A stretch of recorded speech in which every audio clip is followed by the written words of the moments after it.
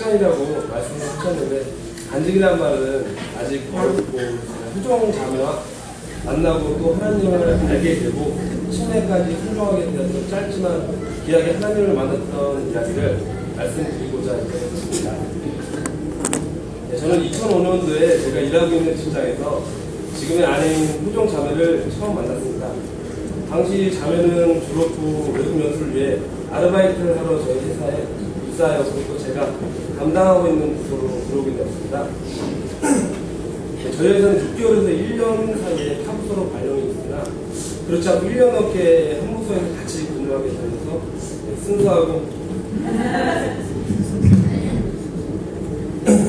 순수하고 착한 심성을 가진 자매에게 감정이 커지는 것을 알았습니다. 그렇게 해서 저희 마음을 표현하였고 또 자매가 받아들여 연인이 되었습니다. 연인이 되고 서로의 더 많은 것을 알아가기 시작했습니다. 자매는 당시 신앙을 가진 사람이었고 저는 신앙이 없었지만 별다른 갈등은 없었습니다. 또 어렸을 때 잠시 교회를 다녔었던 기억에 교회나 하나님 이런 말들에 거부감이 있지 않았습니다. 오히려 자매가 목사님의 말씀에서 좋았던 것들이나 하나님에 대한 이야기를 제게 말했을 때 신기하기도 하면서 아 그렇구나 하며 듣곤 하였습니다. 그런데 규제 기간이 길어지고 결혼에 대해 진지해질 무렵부터 갈등이 시작되었습니다. 자매는 제가 말을 들어주는 곳에서 나아가 함께 느끼고 경험하길 원했습니다. 교회 다니기를 권했고 하나님 말씀을 직접 접하기를 원했습니다. 하지만 그땐 그것이 너무나 부담스러워서 가장 쉬운 핑계인 회사와 또 제가 바쁜 것들을 둘러대며 자매의 말들을 외면하고 있었습니다. 하지만 그 갈등은 쉽사리 해결되지 않았고 감정이 상하면서까지 그 부분에 예민해하는 자매가 이해되지 않았습니다. 이 문제만 아니면 우리가 부딪힐 일이 없는데 하는 생각이 들어 어느 순간 교회 단어만 나와도 부담스러워지기 시작했습니다. 이후 점점 갈등이 심해져 서로에게 상처가 되고 되어가고 있었습니다. 그러던 어느 날 자매가 감기로 힘들어하기 시작했습니다.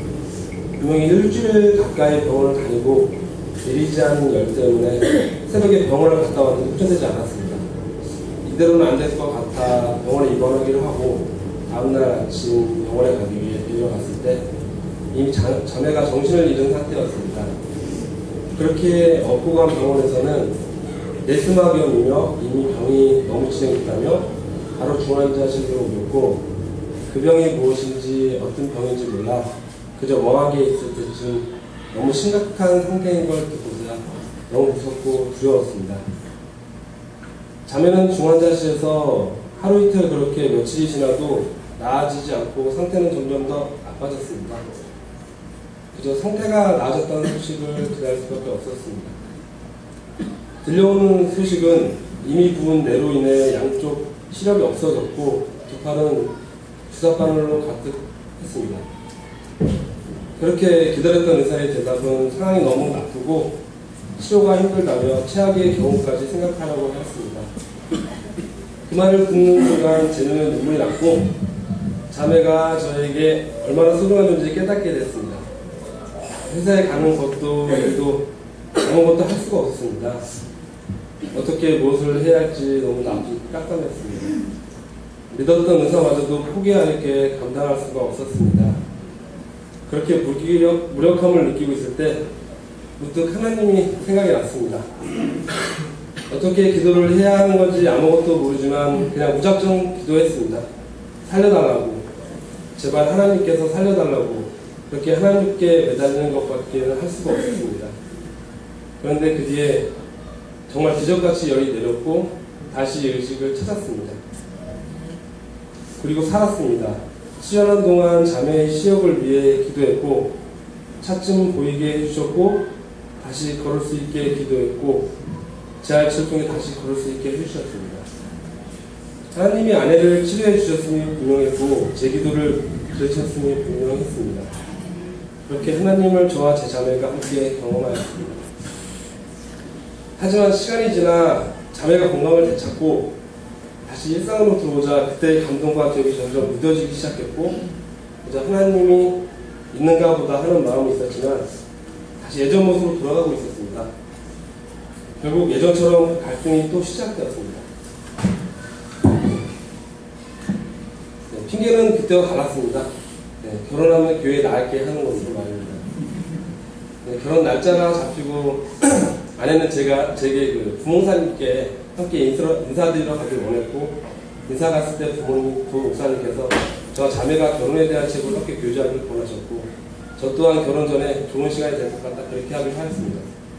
부목사님께 결혼이라는 책을 통한 교제로 결혼 생활에서 부부가 겪을 수 있는 일들과 또 그런 일들을 지혜롭게 풀어갈 수 있도록 알려주셨습니다. 결혼이라는 책이 다 끝나고 부목사님께서 이번엔 기독교의 진리라는 책으로 함께 교제하기를 제안하셨고, 그때 느낌이 왔었습니다. 아, 드디어 놀 곳이 왔구나. 부담감은 조금 있었지만 한번 해보자 하는 생각이 들었습니다. 처음 기독교의 기본 진리를 시작할 때 부목사님께서 예수님에 대한 이야기를 믿냐고 물어보셨을 때 솔직하게 자매가 믿기 때문에 믿지 완전히 믿는 것은 아니다 라고 말씀드렸고, 그때 부목사님께서 당연히 안 믿겨지는 게 맞다. 다만 이것을 믿어보려고 하고 또 사실임을 인정하려고 노력해보라고 하셨고, 만약 그렇게 하면 이 책이 다 끝났을 때 분명히 이것을 믿게 될 것이라고 말씀하셨습니다. 반신반의하며 그렇게 교제가 시작되었고, 하나님이 어떤 분이신지, 예수님이 누구시고 왜 우리를 위해 죽으셨는지, 또 우리가 어떤 존재인지 책과 성경을 보며 알게 되었고, 제 마음에 이것이 사실임을 인정하게 되었습니다.